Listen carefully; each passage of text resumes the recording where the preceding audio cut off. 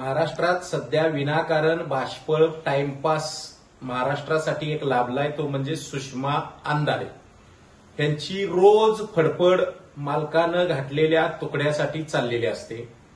त्यांना मला एवढंच सांगायचं आहे, 449 मतं आपण विधानसभेला उभारल्यानंतर मिळालेली होती, तेवढीच आपली लायकी आहे आणि आपण तेवढंच बोलावं।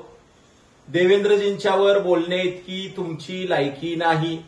ज्या माणसानं तुमच्या मालकाला दिवसा चांदण्या दाखवल्या, महाराष्ट्राचे चाणक्य म्हणवणाऱ्या पवारांना दिवसा चांदण्या दाखवल्या, अशा व्यक्तिमत्वाबद्दल, ज्यांनी 120 आमदार निवडून आणलेले आहेत, अशा व्यक्तिमत्वाबद्दल बोलण्याची तुमची लायकी नाही। लक्षात घ्या, एका जत्रेनं देव म्हातारा होत नाही। एका निवडणुकीमध्ये कुठेतरी थोडंफार मतांचं एखाद्या टक्क्याचं प्रमाण कमी झालं म्हणून देवेंद्र संपत नाही। देवेंद्र फिनिक्स आहे, इतिहास जाणून घ्या।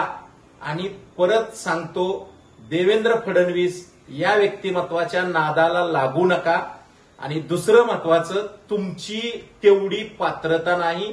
पहिल्यांदा निवडणुकीला उभा राहा, निवडून या आणि निवडून आल्यानंतर सभागृहात जाऊन काय बोलायचं ते बोला, किंवा मग तुम्ही त्या पद्धतीने बोलू शकताल।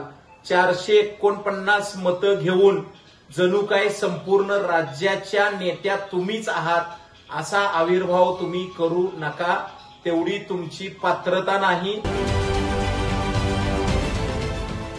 देश विदेशातील प्रत्येक घडामोडींचे लाईव्ह अपडेट मिळवण्यासाठी आता साम टीव्हीच्या सर्व सोशल मीडिया प्लॅटफॉर्मला लाईक, फॉलो आणि सबस्क्राईब करा। तसंच सर्व नोटिफिकेशनसाठी बेल आयकॉन प्रेस करायला विसरू नका।